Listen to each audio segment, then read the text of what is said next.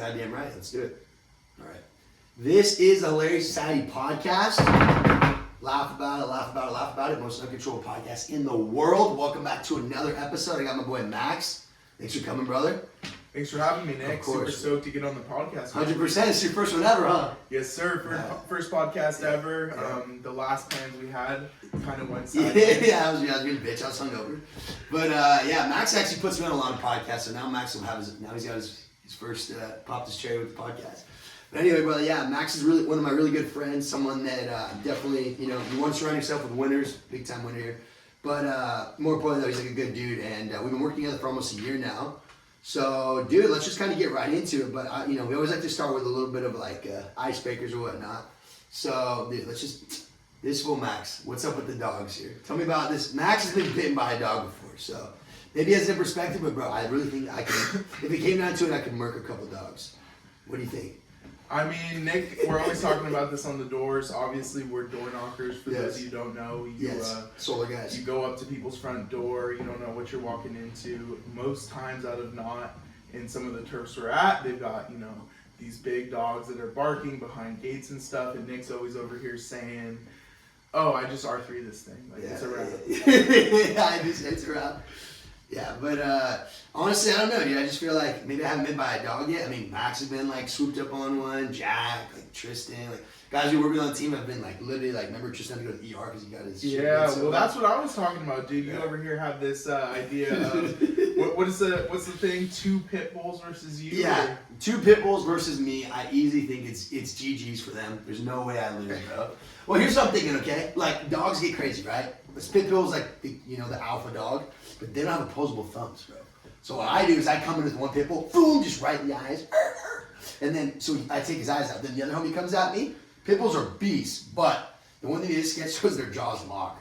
So if they lock on you, bro, it's like, good night.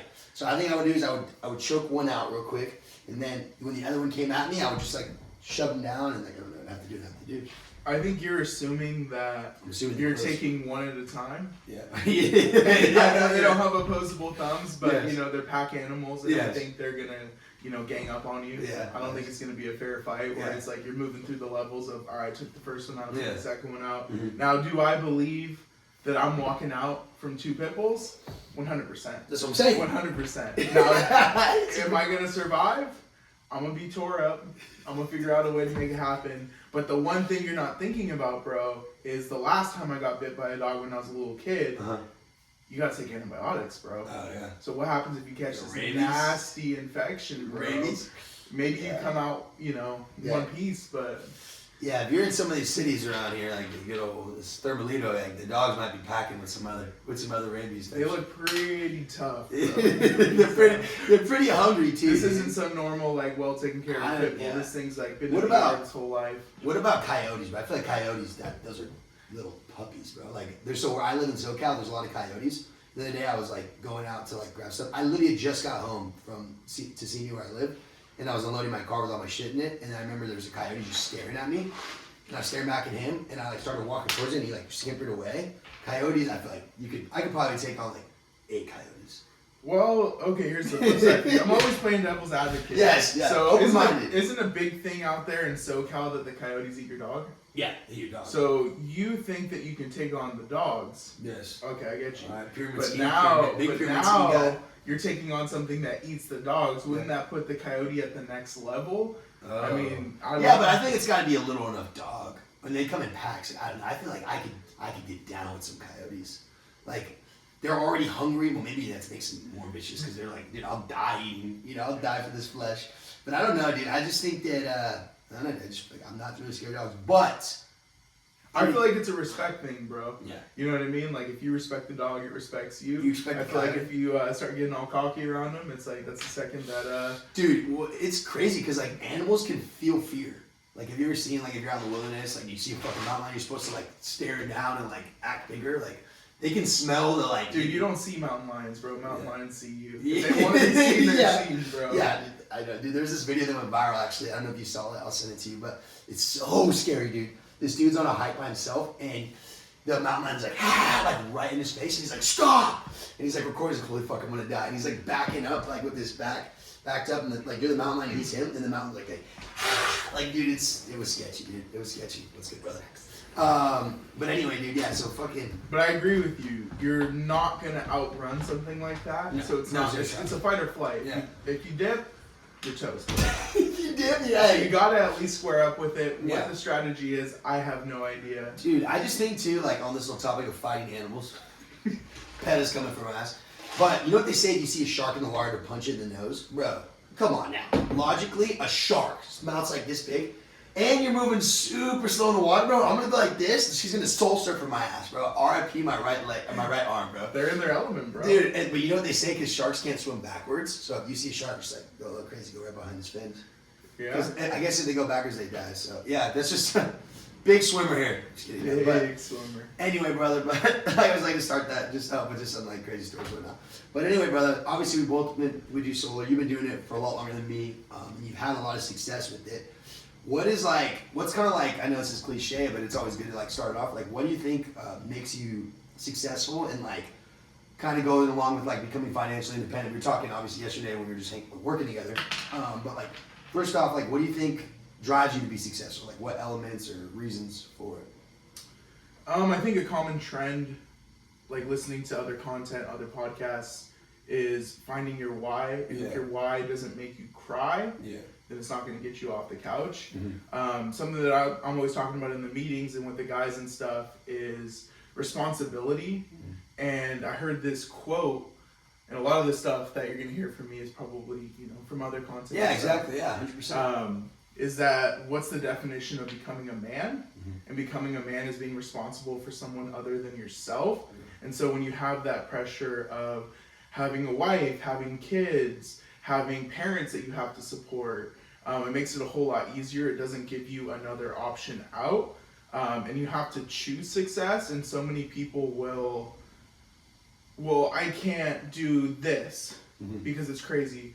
Versus looking at it the other way around. My mom and I were talking about this, and she's kind of got a scarcity mindset. Is like, with kind of voicing the goals I want to do for this year, is, well, you can't do that, you can't do that. Whereas my mindset is, I can't afford to not do that. Yeah, and when you make it not an option to find success and to choose success, it happens. And just being vocal about your goals, putting it out there, keeping it top of mind. I know Nick does a really good job of like writing stuff out.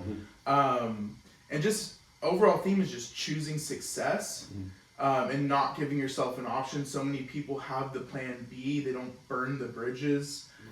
They can always fall back onto something else more comfortable.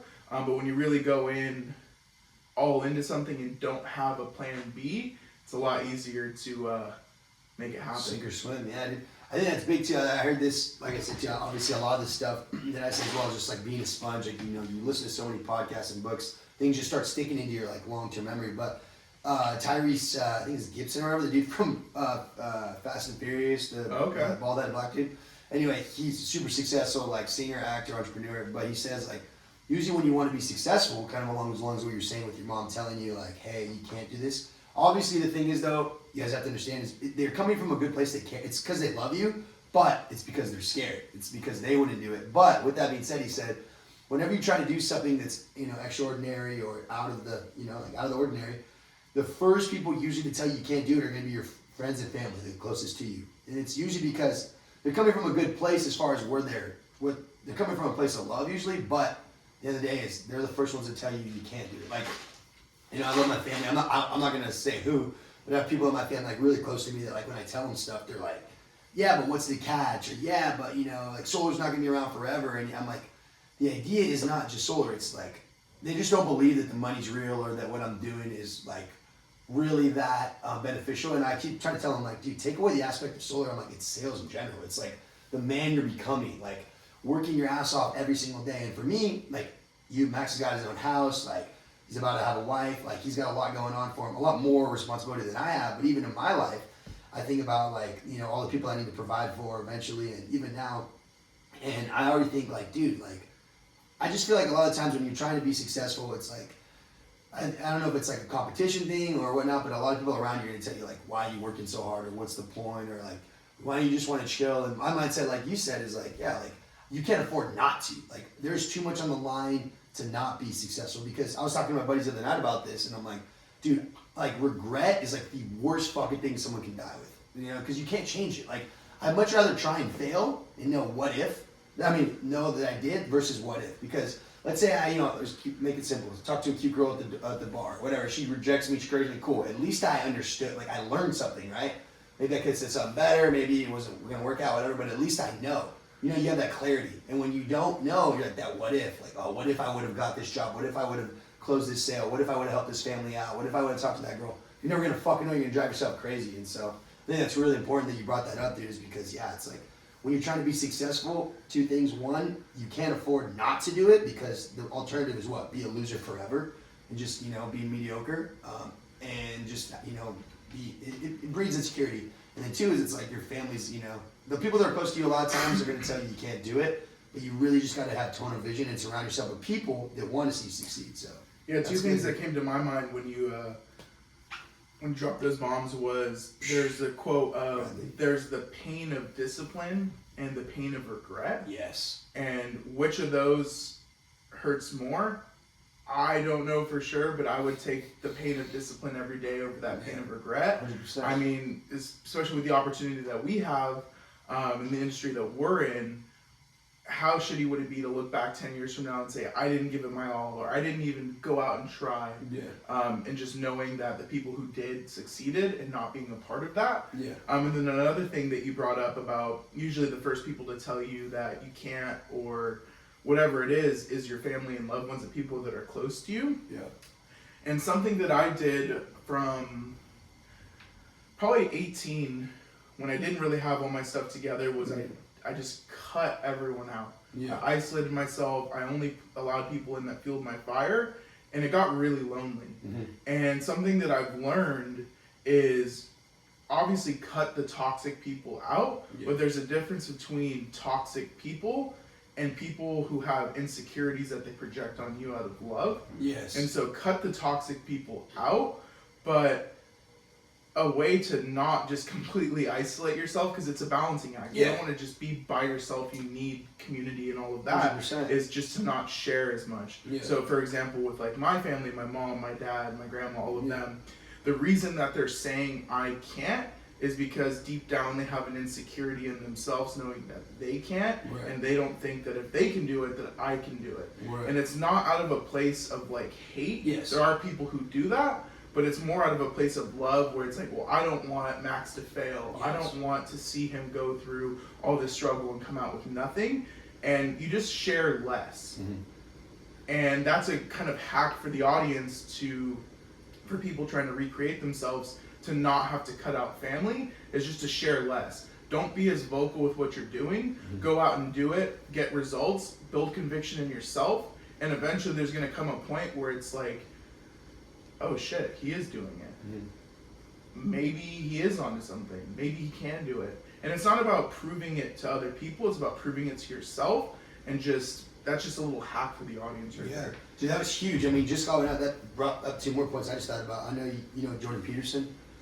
If you guys don't know him, you should check him out. He's like world-renowned, like psychologist, written a ton of great books. Check out his one book, 12 Rules for Life. It's really good. But anyway, he talks about, he has this really good quote or an idea, and he says, be careful who you share good news with, be careful who you share bad news with. Because if you share someone with good news with someone and they genuinely are happy for you, what's that gonna do? It's gonna like kind of take the little excitement off, right?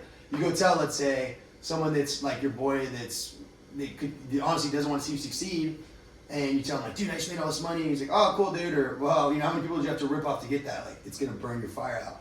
And the reverse is, be careful who you share bad news with, because there's a lot of people that want to see you lose, and they're like, see, I told you, bro, like it wasn't gonna work out. And so what he says is like, you need to be careful with who you're sharing good and bad news with, because at the end of the day, like whether you're into spirituality or just a realist, the end of the day is like energy's real. Like the kind of shit you're putting out, like it comes back to you in different forms.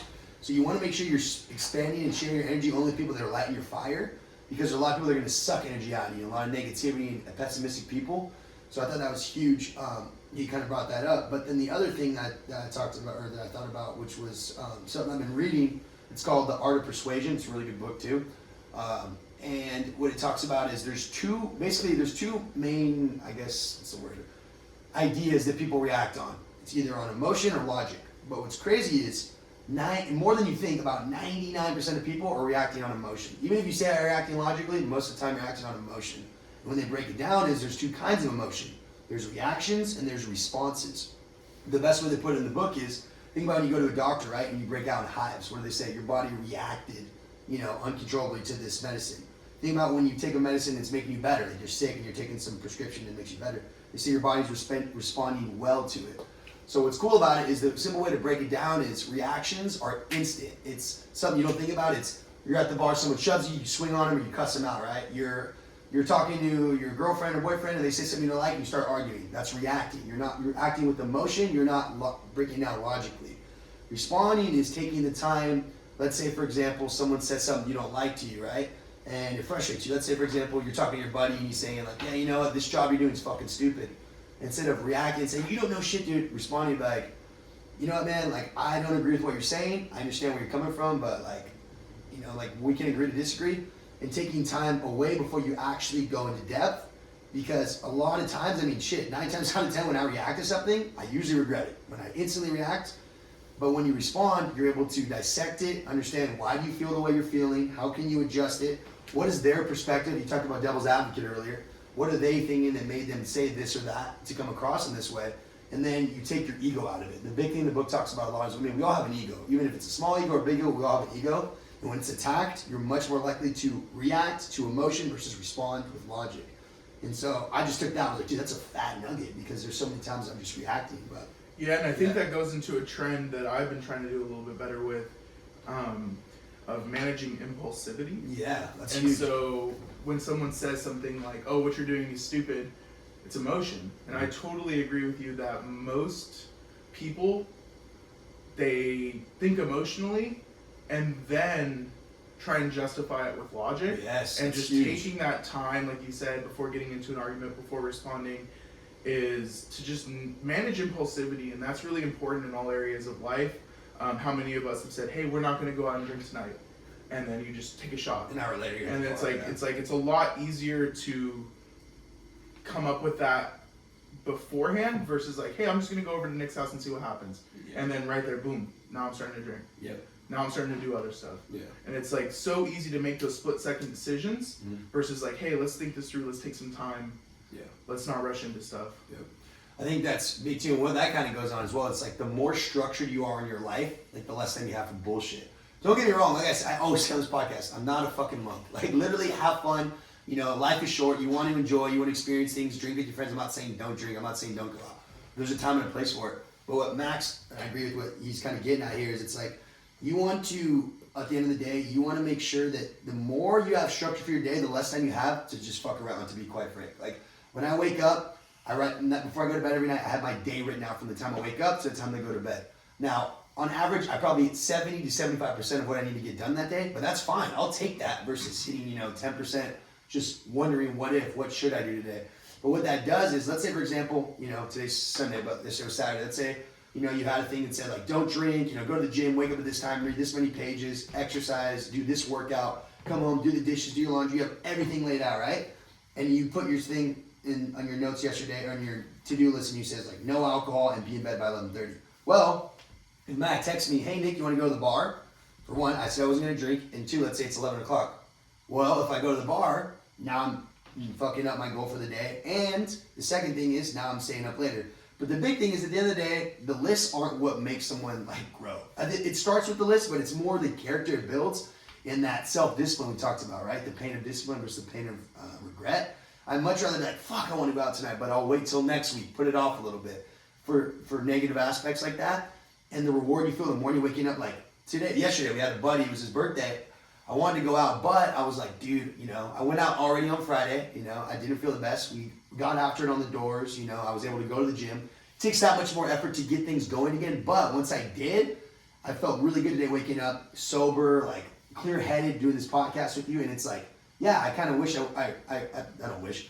I would have been nice to go out last night, but I would have just spent more money, would have fucked up my mental health a little bit more, would have been more hungover, would have felt like shit today versus not going out, still getting after it. And I think the big thing is, I don't want to ramble on, but one last thing on this is the energy it takes. It's think about momentum, right? Like, you do you work out every day, you're staying sober, you're reading, you're surrounding yourself with like-minded people. You do that for a week or two, right? You're building so much momentum, and then you go out for one night and you get hammered. You spend all this money, you eat shit food, you wake up hungover, you sleep in. What does that do to that snowball? It stops it. And then what you gotta do, yesterday it took so much effort, bro, for me to go knock in the rain and then go to the appointment and then go to the gym with Jack after, but I did it. But it took so much effort because I hit that wall, and that's what the repercussions were for going out. So. And I think on that note, just when I hear Nick talking about writing out his goals, writing out what he's gonna do tomorrow, really the theme behind that is being intentional. Mm-hmm. And don't let life happen to you, let life happen for you. Yeah. And when you take control of your life and start living for a purpose, it's a lot easier to keep moving forward. If you just like wake up every day and just like wing it, like what results do you expect to get? Just being intentional, like living for a purpose, and like kind of going into financial freedom off of that. Yeah, go ahead, is trying to think of where I was going with that. Is so many people chase money, and when you chase money, when you chase women, when you chase clout, it never comes. Right. Chase impact. Mm-hmm. And the second that you say, hey, I want to go change someone's life, good stuff starts to happen. The universe is weird to where you cannot provide more value and get less compensation, less clout, less women, all of that. Yeah. Just be a good person, go do the right things, go change homeowners' lives, go change people in your family's life, go change people around you. And something I heard is like, if I can go help 10 people make $100,000 a year, I'll make $1 million. Yeah. And it's like so many people try and say, how can I go make this money? How can I go do that? Just chase impact. Mm-hmm. And if you start gamifying it and say, I just want to become the best version of myself, I just want to help everyone around me win, good things start to happen. Yeah. It's so weird. Mm-hmm. So many people are chasing the wrong things. Go chase impact. Yeah. I mean, that's huge. It's like the law of attraction, but not just like the foo-foo spirituality, but it's like literally, dude, if you're attracting the right things, you're giving out, law of intent is also huge. Why are you doing what you're doing? Are you doing sale, or, you doing solar just to make money, or are you doing it to help families? Are you talking to this homeowner just to go in and close a deal, or are you talking to them because, hey, they actually spend way too much and I might be able to actually help their financial situation? Cool thing about it kind of goes hand in hand. I think it was like Zig Ziglar that said it, another billionaire. But he says if you help enough people get what they want in this world, you can get what you want. 100%. But what goes with it that's very, very important, because I feel like when people talk about sales, what does everyone think? Manipulation. The cool thing about this book, Art of Persuasion, is there is a huge difference, everyone listening, between persuasion and manipulation. Manipulation is getting someone to do something that you want for your own benefit. Persuasion is getting someone to do something that you want for their benefit, helping them out. Persuading someone, like, for example, let's just make easy solar. Yes, at the end of the day, it's a job, we make money. But if you're persuading someone to get into the home, talk to the family, show them their PG&E bill, and you're persuading them to go solar, and it ends up saving them $40,000, $50,000, $60,000 over the span of the system, you just persuaded them to do something that you knew was going to benefit them, that's now going to help them. Manipulation would be, hey, I think you should buy this watch here. It's honestly the best watch ever, and it's broken, and now you're manipulating them to buy something that's actually not going to benefit them, and you're going to make money off it. And that's when it all ties back into the law of intent. It's like, why are you doing this? But the cool thing about it is, with all these sales books I read, they always want to make, the page one in all these books say, it's persuasion, not manipulation. Persuasion is coming from a good place. It's like, I have knowledge that you don't yet know. Let me explain to you why it's going to help you. Okay, I'm persuading you for the right reasons. Manipulating is, hey, I know this is unethical, and I know that I'm going to benefit and you're going to get fucked over.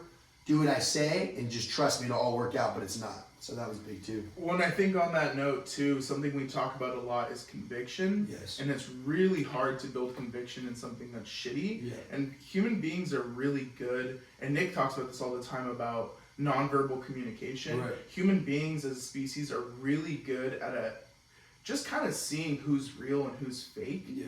And people can sniff out when your intentions aren't for them. Mm. And if you're just a genuinely good person who's there trying to help them, they're going to pick up on that. Yeah. And I think going into manipulation versus persuasion, it's like either forcing someone onto the boat or making the boat the best boat there is, and they want to hop on with you. Exactly. That's huge. That's a great analogy. Sorry, go ahead. No, that was, yeah. But exactly. You know what I mean? Yeah. Then it's like, the cool thing about this job is, like, to me, sometimes, like, we always talk about, like, Max always says, like, in the meetings when we talk about it, he's like, sometimes the job seems surreal because it's like, not only do we benefit financially, well from this job, but it's like when you're literally on the doors, just having fun, talking to your friend, meeting new people, and like giving people an opportunity that they didn't have before. Because not to get too salesy, but the bottom line is, wherever you live, for the most part, in California at least, there is only one option, whether it's PG&E or SDGE or Edison. So it's like people are getting charged all this money. They don't have, it's a monopoly, like you always talk about. They don't have another option. So what's cool about us is it's like we're able to say, hey, it might not even make sense for you, but if it does, here's another option, here's something to look at. It's like if you could only buy Hondas, all you can buy is Hondas, the car, and they could charge you whatever they want. And then someone said, hey, I have a Toyota. You want to check this out? You can stick with Honda if you want, but here's at least another option you didn't have. It's like giving people freedom.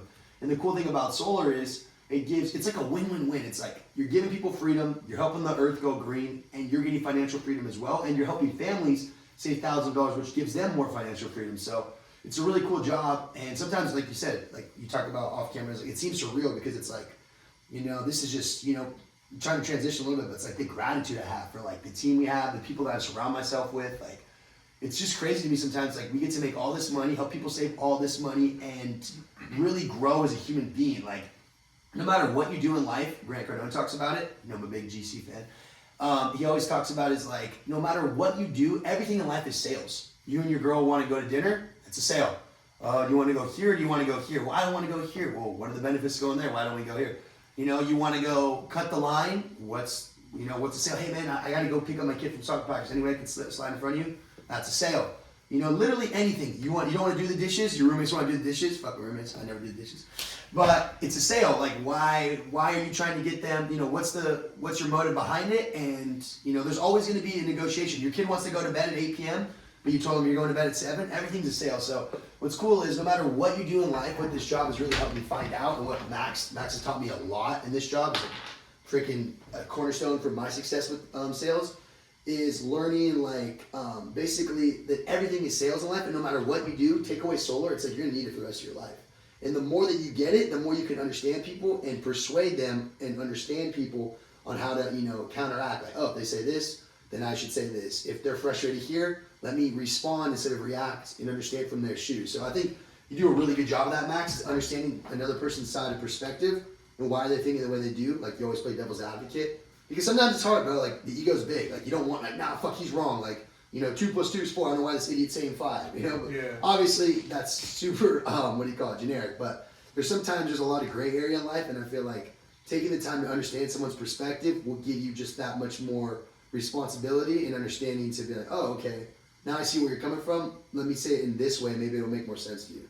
Yeah, and going on to something you were saying about how solar is a win-win-win, just a hack for sales is, and in life in general, and leadership, and one of the goals I wrote down for 2022 this time last year with Christian was, I want to provide more value than I'm compensated for. Mm-hmm. Say that one more time. Provide more value than you're compensated for, right. Whether that's with the homeowner. Mm-hmm. Hey, will you pay me $5,000 to save you $100,000? Right. Anyone in their right mind will do that every day of the week. Yeah. There's a $95,000 upside for them. Yeah.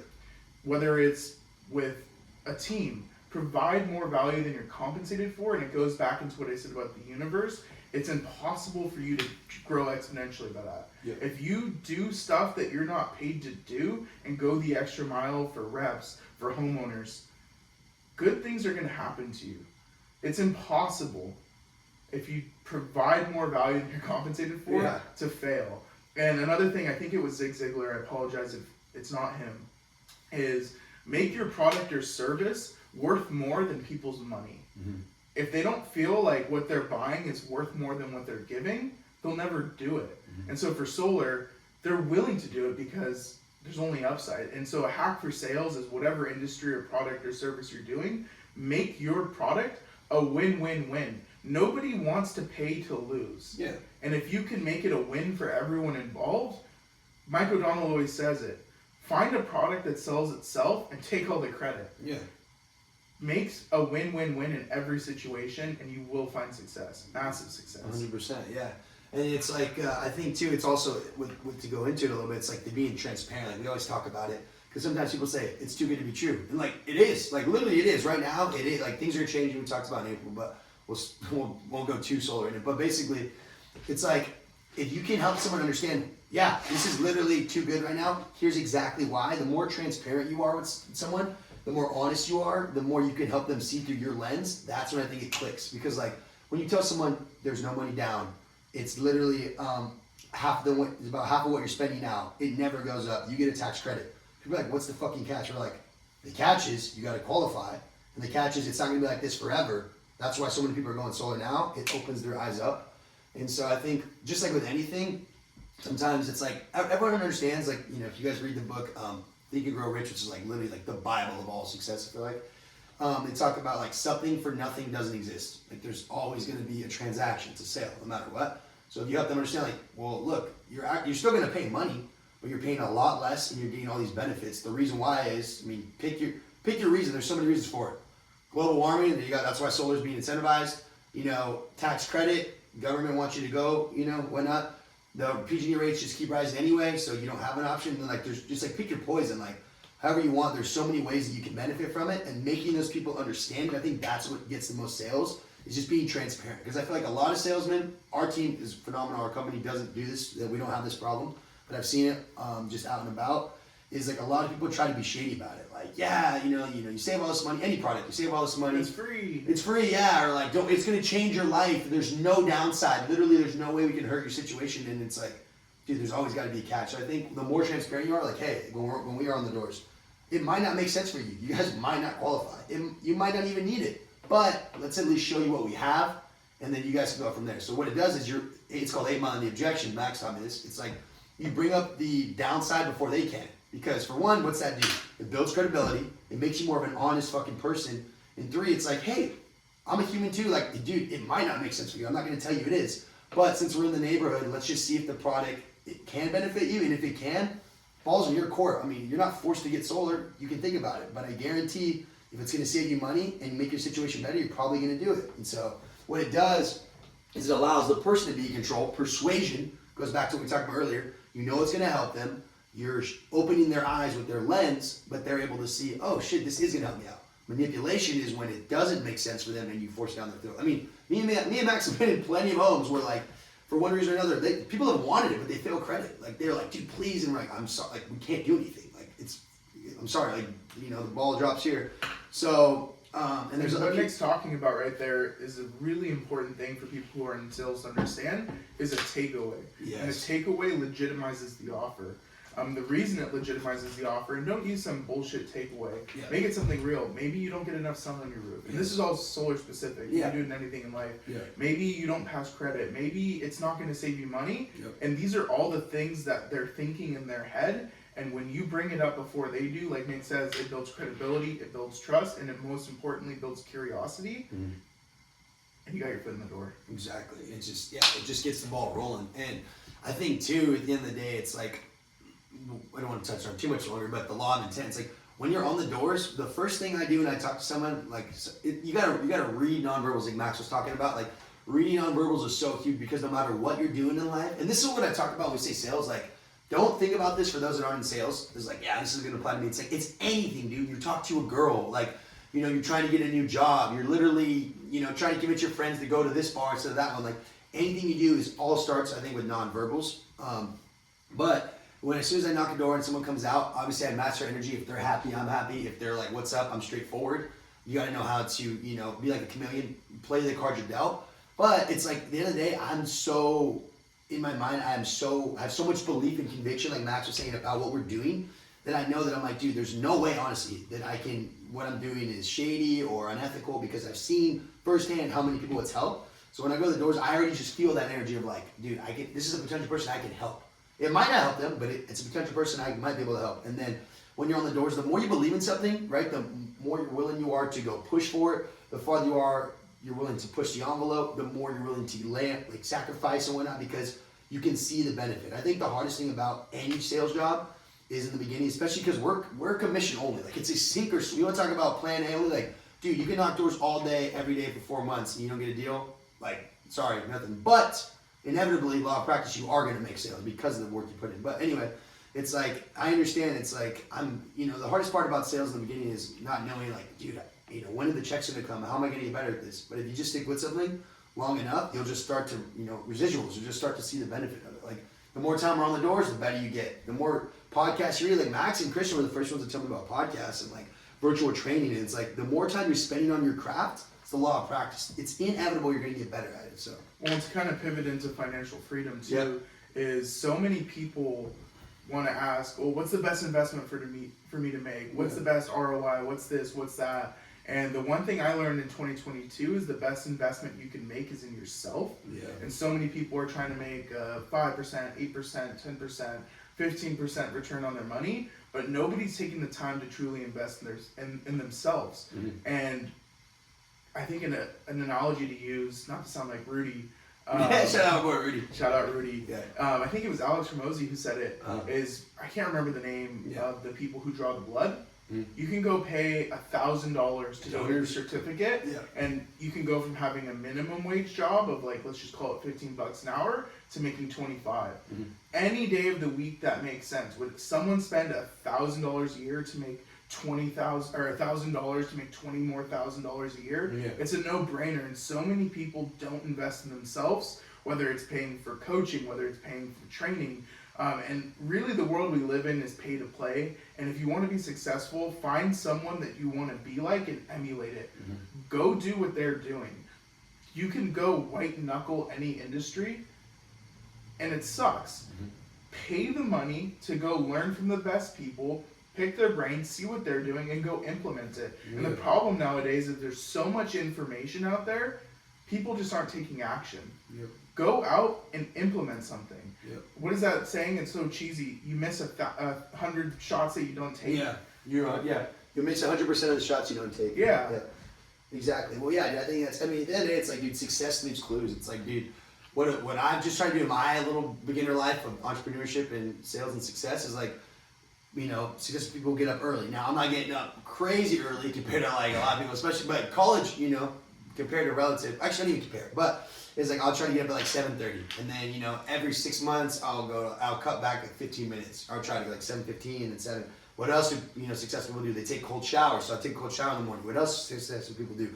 They read, so I read. What else do successful people do? They surround themselves with winners. So it's like, dude, being successful is simple. It's not easy, I always say this. It's very simple, though. I mean, Jesus Christ, you know what you're doing wrong. Everyone knows what they're doing that's wrong. Like, fuck, I should go to bed all this time, but you don't. You fucked up. I shouldn't go to the bar night. You go to the bar night, you fucked up. It's like, it's very simple. It's not easy. It takes a lot of self-discipline, like you talked about. But you start to learn, like, oh shit, like if I just start cutting these things out, like my life's inevitably going to get better.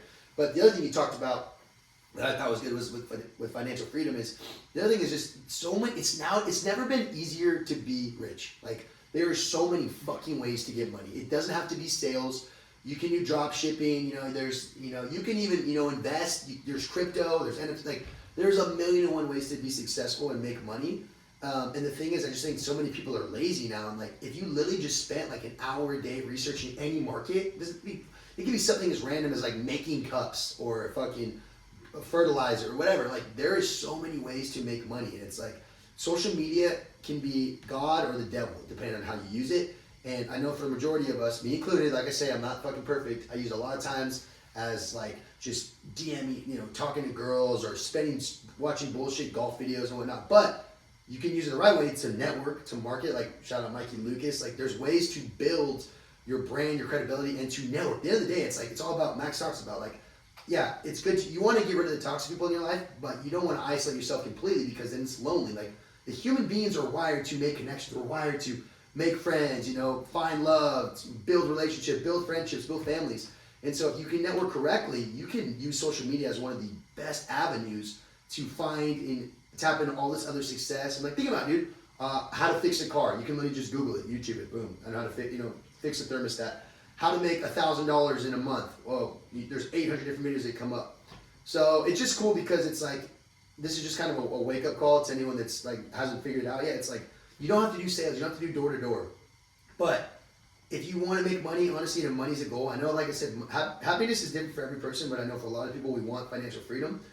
It's like, dude, just research a little bit, read a little bit. Like your brain, you'll just start thinking about things differently, You are who you surround yourself with your environment, So it's like it rubs off on you. And a really easy hack of how to find success is do the things that make you uncomfortable. Yes. If something makes you comfortable or it's easy, it's probably not worth it. Yeah. And Nick always talks about like the easy dopamine. Mm-hmm. Go do all the things that you don't want to do and see what happens. Yeah. The toughest things in life are usually the best things for you, whether that's knocking on doors, whether that's running appointments, whether that's whatever it is in your life, eating healthy, going to the gym, waking up early. Mm-hmm. That's a pretty easy way to find success. Do everything that you don't want to do and see the man you become. Yeah. Yeah, it builds that, like, you know, that scar tissue in your brain, like, oh, I just do this. Like, I don't care how I feel. We talk about feelings versus logic. Like, logically, you know, everyone knows. You go to the gym every day, you get more in shape, right? But when you act on emotion, fuck, I'm tired today, oh, I got shit to do. You know, you start rationalizing excuses. And another fatty nugget takeaway that I heard from reading this book, Art of Persuasion, is it says, the thing about rationalize is rational lies. So when you rationalize something, you're giving yourself rational lies to why you don't need to do it. It's fucking big. So, like, you know, for example, it's 10 o'clock at night, we knock doors, we had appointments all day, I haven't hit the gym yet. I start rationalizing why I don't need to go to the gym. Well, I mean, it's rational. Well, I've worked all day, I made money, it's fucking late, I'm tired, right? It's rational, but you're lying to yourself. Quit fucking lying to yourself. The bottom line is, logically, dude, go to the gym. Go to the gym for 20 minutes, you're gonna feel better. So I was like, dude, that's pretty big though. Rational lies is just another way of saying your rational lies. You can lie to everyone, but never lie to yourself. Yeah. The second you start lying to yourself, it's over, man. Yeah, 100%. It's like Matthew McConaughey says, like, I don't care who you sleep with or how many people you're sleeping with, we all go to bed alone at night. Like, when you close your eyes, like, you're in your own head, like, you know, did you do the best you could do? You know if you screwed people over. You knew if you lied. You knew if you were bullshitting yourself. You knew if you had resentment that day. And it's true. It's because it's like, you know, the more discipline you do, the better you're going to feel. Like, dude, after a long workout, you know, I get up early and I take a cold shower and I read my pages and I knock the doors in the rain and I go to bed on time. When I lay in bed at night, I feel so fucking good because I'm like, no one's making, that's the best part about it is like, you played sports as well, Max, so you know, and I know a lot of our listeners out there have played sports as well, or maybe you still are. But when I got out of high school, the one thing for me that was like a culture shock was I no longer had a coach or a reason to like have that level of discipline. Yeah. I was like, dude, I can't fuck around all day. I honestly started smoking weed. I came this close to dropping out of college. As I talked about before, you guys, I know I am at school. If you're going to school, that is great. There's nothing against school, but you know, Shout out to Nick for making it through. Yeah, I know. That's what I'm saying. I almost didn't make it, but I was trying to find my purpose and my why, and it's like progress is the ultimate form of happiness. And so once I got into like sports broadcasting, and then I found golf, and then I found sales, like I found a new fire. But the big thing is, it's like, at the end of the day, I mean, once you get out of high school, unless you're like in the military, like, dude, you don't really, it's so easy to coast through life, but it's like you're lying to yourself. Like, at the end of the day, no one's going to come save your ass. That's always a great quote. So many people say, no one's fucking coming to save you. I don't care if it's your mom or dad. No one's going to want it as bad as you need to want it to change your life. And if you can understand, like, dude, I am my own coach. Like, Nick Federico says get up at this time, Nick Federico gets up. Nick Federico says knock doors for this long, Nick Federico does it. And so it's really, it's hard at times, but like Max was hammering on it earlier, it's just like discipline is the key to success. There is no magic formula. There's no shortcut, bro. When all these people want to find motivation, but yeah, there's no such thing as motivation. Motivation lasts 30 seconds, a minute a day. It's just doing the things that you tell yourself you're going to do day in and day out, and that's what builds conviction in yourself. If you tell yourself you're going to go do X, Y, Z and don't do it, you're losing conviction in yourself. One of the goals I set for this last year also was when I say I'm going to do something, I'm actually going to do it. Because previously in my life, I was always that guy who, hey, can you do this? Can you do that? And it would be impossible for me to do everything. But I was always the yes man. Yeah, I'll do it. Yeah, I'll do it. And it got to the point where it's like, well, is this fool really going to do it? And so just being that to other people, but most importantly yourself, don't say something if you're not going to do it. If you know, hey, I can't go pick up the dog because I've got 3 appointments. It's physically impossible to be in Red Bluff at this time, Yuba City in that time, and then come back to Chico. Don't say you're going to do it. Right.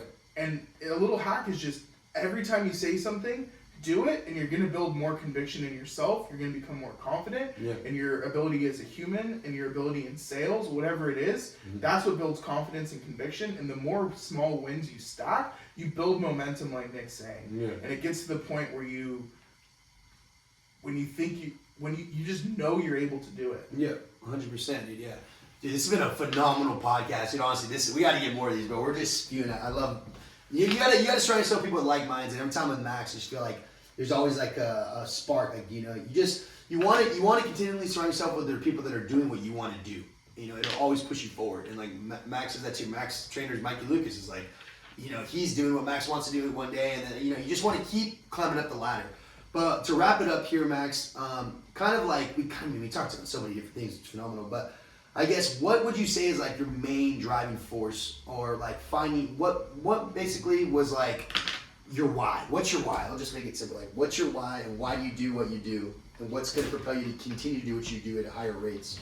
So my why has changed over the years. Yeah.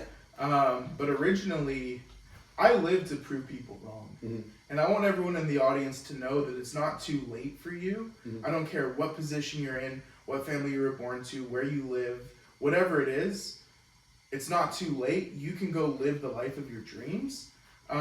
If someone would have told me where I am today 5 years ago, Yeah. I would have said, "You're lying. You're lying. There's no way." Yeah. Just a little bit of history on me is, gosh, is it 5 years? 5 years ago, I was in a horrible place. I failed out of school. I got kicked out. Didn't make it more than 6 months in college before getting kicked out. I was doing all the wrong things. I was high all the time. I was drunk. I didn't care about anything.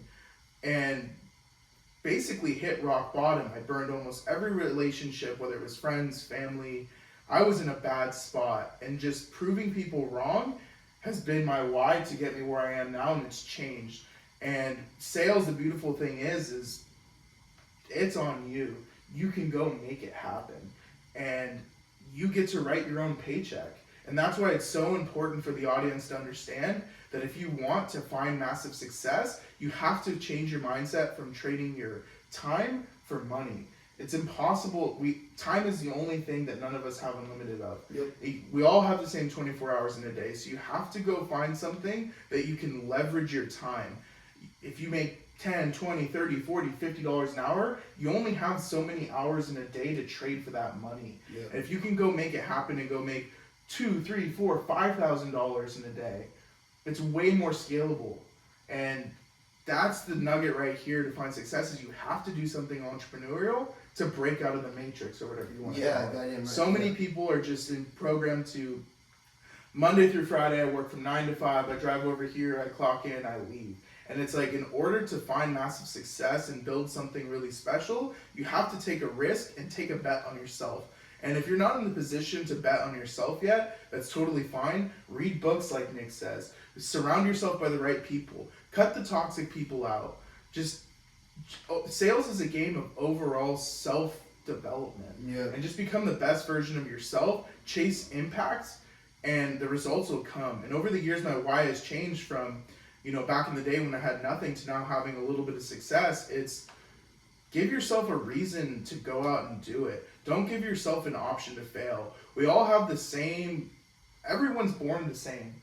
And you're naked, you don't have any money, you don't have any relationships other than your mom and dad. Go out and make it happen, dude. You can either go live an insignificant life, or you can go do something special. Yeah. And just let life happen for you, not to you. Be intentional with your time. Leave an impact. Build a legacy. And just go for it. Don't be scared to fail. So many people are scared that, well, what if I fail? Go out and fail, make mistakes, and learn. Yeah. It's like so many people get caught in like paralysis of like, I know everything I need to do, but I just can't go do it. Yeah. Just get out of your house, go knock on a door, go to class, just go do it. 100%. That was fire, dude. That was a phenomenal why. Well, anyway, brother, it's always a great time. Thank you so much for coming on the podcast, man. But dude, we're gonna keep dropping these episodes. As you guys know, sometimes they're funny, sometimes they're serious. This was definitely like a serious success one. Make sure to follow the podcast, subscribe. We're gonna maybe drop new merch. Who knows? I mean, we gotta figure it out. But anyway, guys, thank you so much again for tuning in. Max, can't thank you enough, brother. Thank you for bringing this inside. I know it's gonna be huge for all of our listeners out there. But yeah, once again, guys, thank you for tuning in. I can't thank you guys enough for all the support. Subscribers, we're definitely starting to build steam.